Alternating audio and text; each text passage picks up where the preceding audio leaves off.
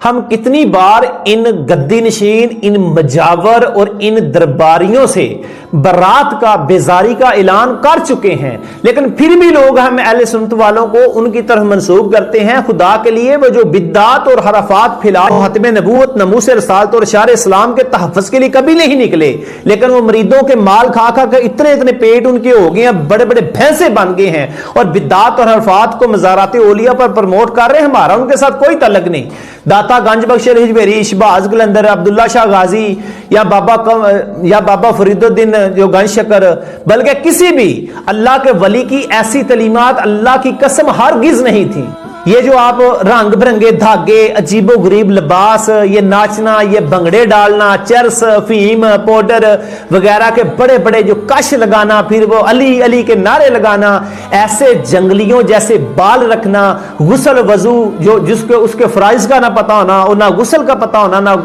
جو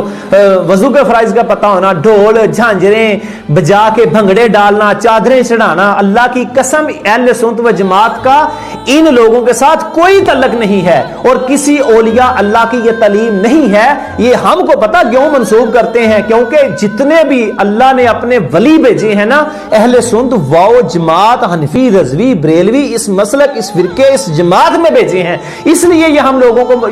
ہم تو کتنی بار یہ بتا چکے ہیں کہ اعلیٰ حضرت اپنے فتاوی رضویہ شریف میں لکھے ہیں کہ رسول اللہ صلی اللہ علیہ وسلم کے روضہ انور پر جا کر بھی اب رکوع کے برابر نہیں جھک سکتے، لیکن یہاں کو سجدہ کر رہا ہے، کہتے ہیں جی سنی سجدہ کر، مشرک ہو گئے، مشرک ہو گئے، مشرک ہو گئے۔ بدبخت تو مشرک تو وہ پھر بھی نہیں ہوتا، وہ تو کفر کرتا ہے۔ آپ رسول اللہ صلی اللہ علیہ وسلم فرمایا تھا کہ حضرت حذیفہ بن یمان والی روایت ہے کہ میری امت میرے بعد شرک نہیں کرے گی۔ آپ ان جاہلوں کو جو سجدہ کر رہے ہیں کہتے ہیں سنی مشرک ہو گئے سارے، یاد رکھنا یہ جو تم شرک کا فتویٰ لگاتے ہیں، شرک تمہاری طرف لوٹ جائے گا۔ اور یہ بدعات اور حرفات مختلف قسم کے، یہ ناچ گانے، بنگڑے، یہ چرس، فیم، یہ دھاگے، یہ تویز، یہ ڈول، یہ جھانجریں، ان کا اہل سنت سے کوئی تعلق نہیں ہے۔ یہ جو بیٹھے ہیں نا یہ جاہل لوگ، یاد رکھنا میں کافی بار پہلے بھی بتا چکا ہوں کہ عقیدہ علماء کا ہوتا ہے، عوام الناس کا عقیدہ نہیں ہوتا، اور ہم بدنام ہیں اپنی جاہل گمراہ عوام کی وجہ سے، اور تم سب گمراہ ہو اپنے عالموں کی وجہ سے، کیونکہ تمہارے عالموں نے رسول اللہ صلی اللہ علیہ وسلم کی شان اقدس میں بدترین گستاخیاں کی ہیں، اور تم آج تک ان گستاخیوں کو دفاع کر رہے ہو،